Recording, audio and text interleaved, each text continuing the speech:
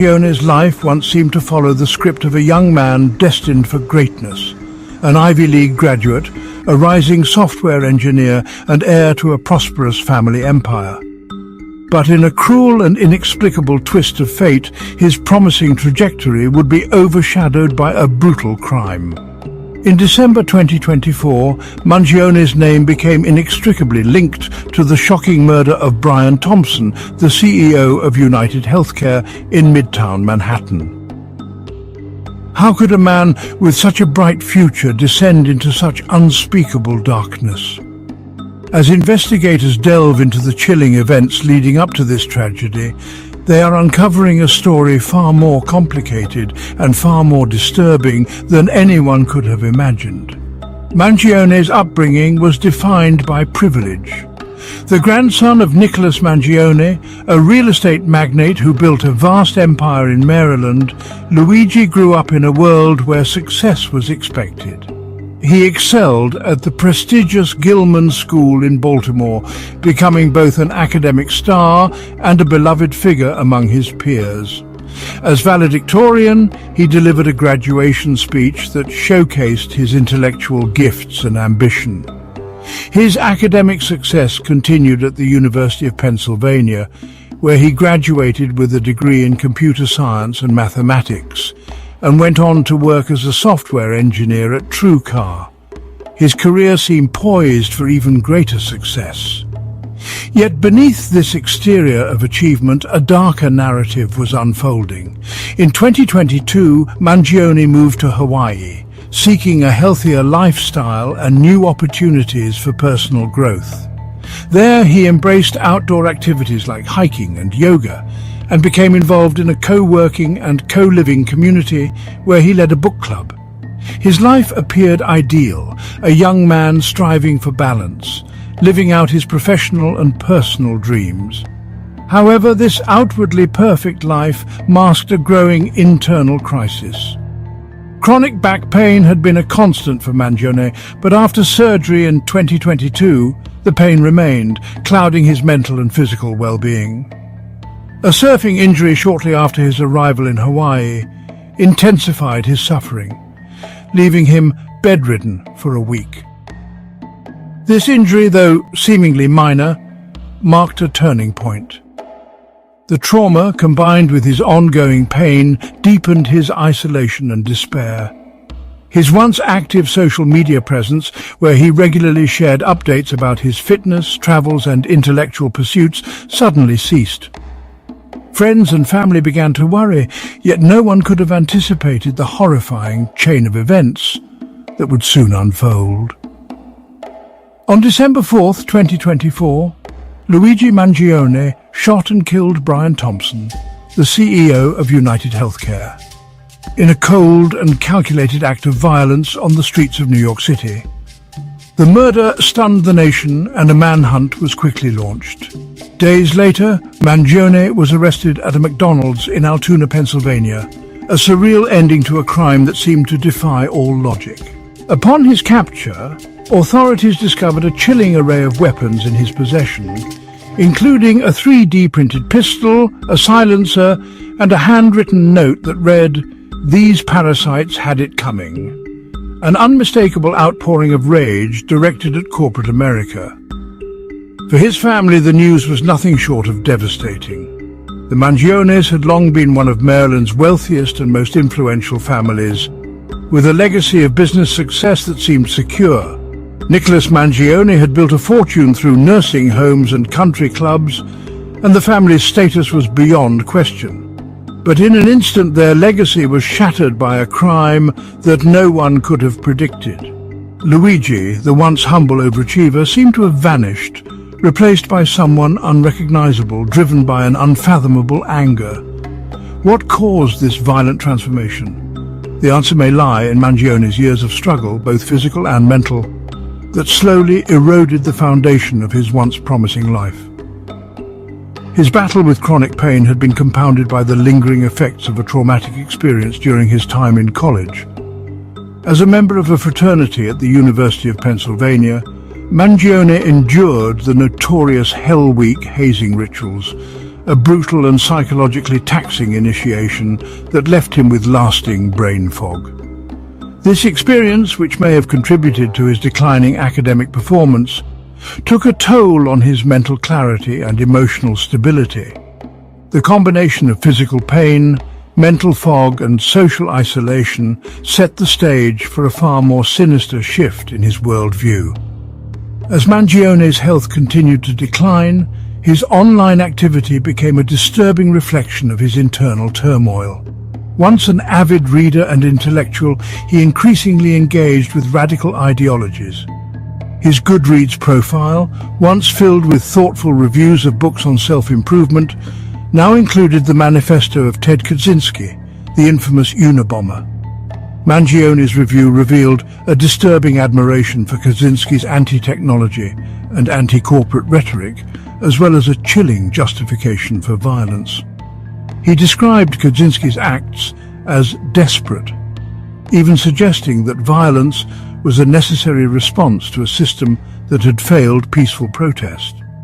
This radicalization, fueled by years of pain and frustration, appeared to crystallize in his mind as he began to view violence as a legitimate form of retribution. Mangione's radical shift was compounded by his increasing isolation. His social media accounts went silent, and his once engaged friends and family were left in the dark, unable to understand what had happened to the man they once knew. As the weeks went by, he retreated further into himself, ultimately succumbing to a deeply vengeful ideology. The man who had once been a rising star in his field, a bright young man with so much promise, was now capable of committing an act of unspeakable violence. As investigators continue to piece together the events that led to Thompson's murder, the question remains, what pushed Mangione to the brink? Was it the culmination of years of physical pain, compounded by the effects of his traumatic college hazing and mental fog? Or was it something more, a radical shift in his ideology, driven by a sense of profound disillusionment with the world around him?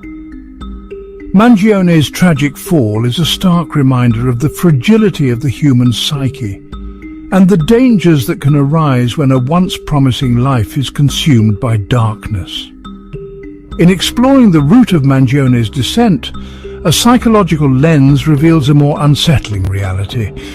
His behavior aligns disturbingly with the traits of psychopathy.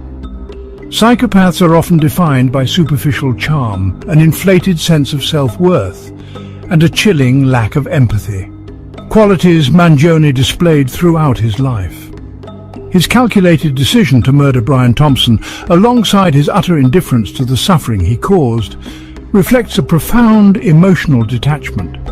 His growing engagement with extreme ideologies, rationalizing violence as justified, and his complete absence of remorse suggest a mind increasingly detached from moral constraints. Mangione's outward persona, however, belied his darker inclinations. Blending seamlessly into social circles, he was well-liked, respected and seemingly humble, traits that obscured the deeper complexities within. This facade of modesty concealed a latent sense of superiority, with Mangione positioning himself as someone deserving of more than the life he had.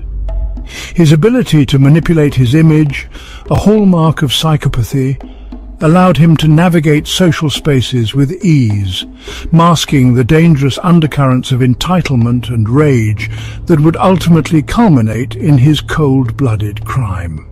However, beneath this psychological disintegration lay a deeper, more insidious force at work. From a spiritual standpoint, Luigi Mangione's descent into violence can be understood as the tragic culmination of multiple occultic influences that gradually overtook his mind and spirit. His initiation into the fraternity involved intense rituals that were not only physically and psychologically brutal, but also occultic in nature, forging a covenant with dark forces. These rituals, which often involve symbolic oaths and acts of humiliation, open Mangione to spiritual oppression, granting malevolent entities legal access to his soul. As a result, he became subject to a gradual yet insidious form of torment and manipulation. Additionally, Mangione's practice of yoga, far from being merely a path to physical health, deepened his entanglement with occult energies, further aligning him with demonic forces. The chronic pain that plagued him, particularly following his surfing injury, served as a significant entry point for demons of affliction, exacerbating his emotional and mental suffering. This ongoing torment, compounded by his growing isolation from family and social support, created fertile ground for the dark entities to increase their influence. Over time, these spiritual forces severed his connection to empathy and moral restraint, pushing him into deeper despair and delusion. In this vulnerable state, Mangione succumbed to the pressure of these forces, culminating in his violent act, which can be seen as the final surrender to the darkness that had quietly taken root within him. Much like the man described in Mark 5, verse 2-5, who lived among the tombs, tormented by unclean spirits, and unable to be restrained or bound by chains, Mangione's inner torment became too great to escape. The spiritual forces at work within him pushed him beyond the point of return, and his violence mirrored the uncontrollable outbursts of a soul held captive by powers he could no longer resist or understand. The tragic story of Luigi Mangione is a chilling reminder of how fragile the human mind and spirit can be, and how easily one can slip into darkness when the forces at play, whether psychological, spiritual, or societal, overwhelm a person's sense of self and morality. His violent transformation, from a promising young man to a cold-blooded killer, unveils a disturbing truth.